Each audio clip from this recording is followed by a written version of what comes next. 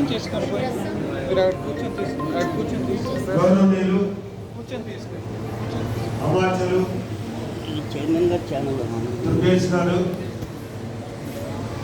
నాకు ప్రాణ స్నేహితులు బావగారు చైతన్య రాజు గారు, మరి ఈ కార్యక్రమానికి మూల కార్యకులు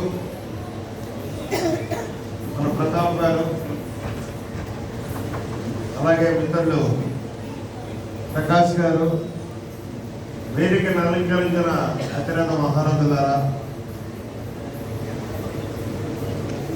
ఈ ప్రాంగణంలో ఉన్నటువంటి హాల్లో ఉన్నటువంటి కళాకారులకు, కవులకు, మేధావులకు, సామాజిక సేవా తత్పరతతో మీ వంతు పాత్రను నిర్వహిస్తున్నటువంటి ప్రతి ఒక్క సోదరిమణికి, సోదరుడికి, అందరికీ కూడా పేరు పేరున నా హృదయపూర్వకమైనటువంటి ధన్యవాదాలు తెలియజేసుకుంటున్నాను.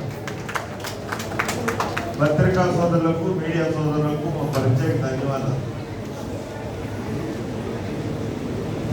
ఈరోజు చైతన్య రాజు గారు యాక్చువల్గా అయితే ఈ కార్యక్రమాన్ని నేను మర్చిపోయాను.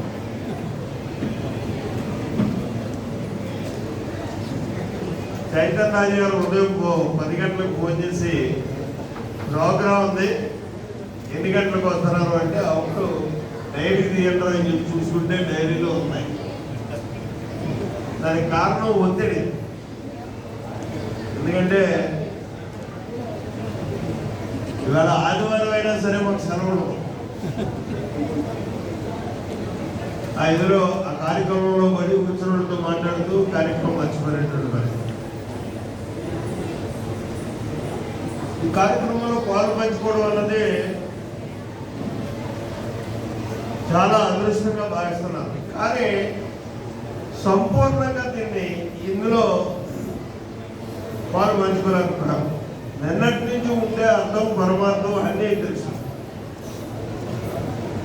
సామాజికవేత్తల దగ్గర నుంచి, కళాకారుల దగ్గర నుంచి,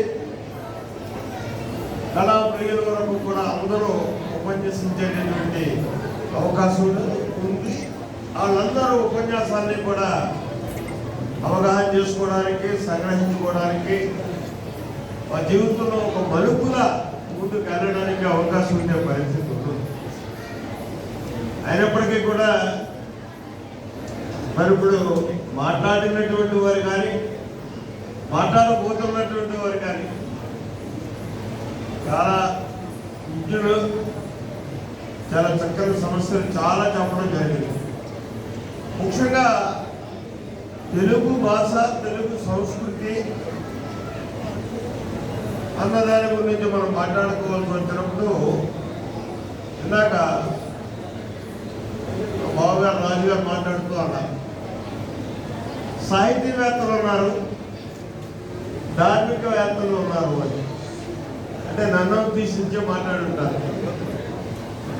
తిరుపతి దేవస్థానం సభ్యులు. అయితే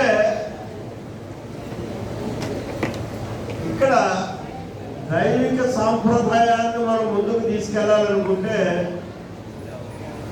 ఖచ్చితంగా సాహితీవేత్తలు మిళితం, సాహితీ కార్యక్రమాలు మిళితం అవ్వాల్సినటువంటి అవసరం ఉంది.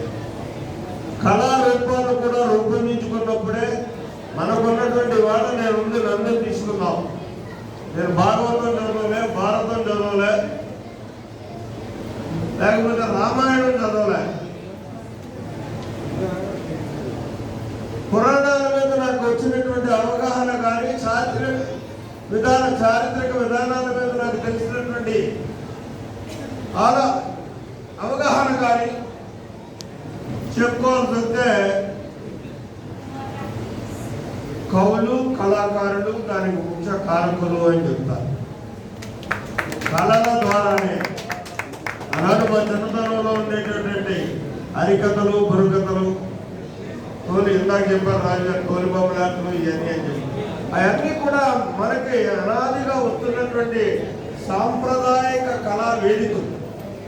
ఆ వేదికల ద్వారానే మనం మన యొక్క సంస్కృతిని, సాంప్రదాయాన్ని కూడా భారతీయుడు అలవర్చుకున్నటువంటి పరిస్థితి. మరి ఇంకా తెలుగు భాష, ఈ తెలుగు భాష అన్న దాన్ని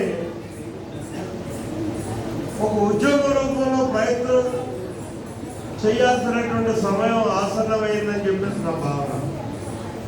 ఎందుకంటే ఎంత కరెక్ట్గా మనం తెలుగును ఉచ్చరించాలనుకున్నా తప్పనిసరి పరిస్థితుల్లో 200 సంవత్సరాలు ఆనాటి పాలకుల యొక్క ప్రభావం వల్ల మన భాషలో కూడా కల్తీ వచ్చేసింది. ఇంగ్లీష్ మిళితమైపోయినటువంటి పరిస్థితి. దాన్ని వేరు చేసి తెలుగు భాషను స్వచ్ఛంగా మనం మాట్లాడాల్సినటువంటి పరిస్థితి ఉంది. దీన్ని మన పక్క రాష్ట్రమైనటువంటి తమిళనాడులో చూసుకున్నాం. వాటి పీక్ వస్తే కూడా తమిళం మాట్లాడతారు, తెలుగు వచ్చినా తెలుగు మాట్లాడటం అవుతుంది. అంటే అంత భాషాభిమానులు. ఆ భాష ఎక్కడో రాజీ పడిపోతున్నాం మనం. ఇవాళ మా శాసనసభలో ఉంది, శాసన మండలిలో కానీ శాసనసభలో కానీ ఖచ్చితంగా అందరూ కూడా తెలుగు మాట్లాడాలని చెప్తారు. అదొక రూల్ కూడా ఉంది. తెలుగులోనే మాట్లాడాలి, తెలుగులోనే చట్టాలను ప్రచురించాలి, అన్నీ ఉన్నాయి. కానీ తెలుగు మాట్లాడేవాళ్ళు తక్కువ ఉన్నారు శాసనసభలో. ఇక చట్టాలు తయారు చేయడం కానీ ప్రశ్నావళుల దగ్గర నుంచి అన్ని కూడా ఇంగ్లీష్తో ప్రచురించి తర్వాత తెలుగులో పెడతారు. అక్కడ దాని అవసరం ఏంటో నాకైతే అర్థం కాదు. ఎందుకంటే మేము 174 మంది శాసనసభ్యులు, 174 మంది తెలుగు వాళ్ళమే, తెలుగులో పుట్టిన వాళ్ళమే, తెలుగు మాట్లాడే వాళ్ళమే, తెలుగు చదువుకున్న వాళ్ళమే. కానీ దాని మీద ఎవరినైనా మనం అడిగితే వాళ్ళు చెప్పేది ఏంటంటే ఉన్నటువంటి చట్టాన్ని తెలుగులో అనువదించడానికి వీలు కానటువంటి పదాలు దొరకడం లేదు మాకు అని చెప్పినటువంటి సమాధానాలు ఉన్నాయి. ఎంత దురదృష్టం ఇది ఒకసారి ఆలోచన చేయండి. ఎందుకంటే నేను ఇదే వేదిక మీద కాదు, ఆ వేదిక మీద కూడా 1994లో మొట్టమొదటిసారి ఎమ్మెల్యే అయినప్పుడు నేను మాట్లాడినటువంటి పరిస్థితి. ముందు శాసనసభ నుంచి ఈ మార్పు రావాలి.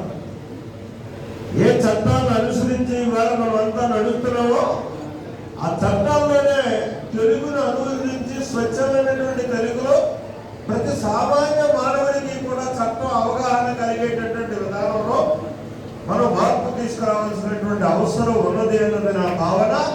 మరి మంత్రివర్యులు కూడా స్వచ్ఛంగా తెలుగు మాట్లాడేటటువంటి మంత్రివర్యులు, నా కళాప్రియుడు, కళాకారుడు,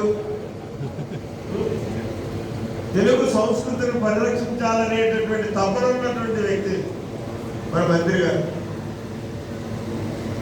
కాబట్టి దీని మీద మనం కళాశాలల దగ్గర నుంచి శాసనసభల వరకు కూడా, చట్టసభల వరకు కూడా దీన్ని మనం పోరాడకల్లా రోడ్లెక్కి పనులు పాడు చేసుకోవాల్సినటువంటి అవసరం లేదు.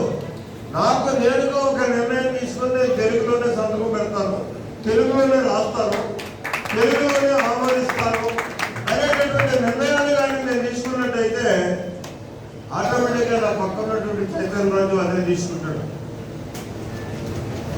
అన్న నందమూరి తారక రామారావు గారు ఆయన తెలుగులో సంతకం పెట్టేవారు. రామారావు ఆయన మాట్లాడేటటువంటి ప్రతి భాషలో కూడా, శాసనసభలో కూడా ఏ రోజు ఒక ఇంగ్లీష్ ముక్కను వాడినటువంటి పరిస్థితి లేదు, హిందీ మాట్లాడినటువంటి పరిస్థితి లేదు. అన్ని భాషలు వచ్చాయి, రాక్ కాదు. తెలుగు భాషాభిమానిగా తను ఎదుటికి చెప్పే ముందు నేను ఆచరించాలనేటటువంటి విధానంతో ఆయన వ్యవహరించేటటువంటి పరిస్థితి లేదు. ఈనాడు ఈ కార్యక్రమంలో మరి మాలాంటి వాళ్ళు మర్చిపోకుండా ఒక చక్కని కళా వేదికని నిర్వహిస్తూ మరి మాకందరికీ అవకాశం మీ అందరి యొక్క గొంతులు ఇప్పి నిలదించేటటువంటి అవకాశాన్ని కల్పించినటువంటి ప్రధాన కారకుడు మన ప్రభాకర్ గారిని మనస్ఫూర్తిగా అభినందిస్తూ మరి చైతన్య రాజు గారు వాళ్ళు చెప్పినటువంటి ఆయన రెండు విషయాలు ఇక్కడ తన యూనివర్సిటీలో ఛాన్సలర్గా కొన్ని నిర్ణయాలు ఈ వేదిక మీద తీసుకున్నారు. 2 నిర్ణయాలు. ఆ 2 నిర్ణయాలని కూడా తొందరలో ప్రారంభింపజేసి దిక్సూచుల ప్రతి యూనివర్సిటీకి వాళ్ళు ఉన్నటువంటి ప్రతి ప్రైవేట్ యూనివర్సిటీలో కూడా చైతన్య రాజు తీసుకున్నటువంటి నిర్ణయాలు అమలుచడానికి ప్రభుత్వం కూడా ఆలోచన చేయాలి. ఆ ఆలోచన చేసే విధంగా మా వంతు ప్రయత్నాలు కూడా మేము చేస్తాము అని చెప్పి సందర్భంగా మనం చేసుకుంటూ మరి ఇంతమంది మహనీయుల యొక్క కలయికలో పాలుపంచుకుని ఒక సామాన్య మానవుడిగా భాషా పరిపక్వత లేనటువంటి వ్యక్తిగా మీతోటి సాహసించి మాట్లాడినందుకు ఎందులో తప్పులేమన్నా ఉన్నట్టయితే క్షమించమని చెప్పేసి కోరుకుంటూ మీ అందరి దగ్గర సెలవు తీసుకుంటున్నా. నమో వెంకటేశాయ.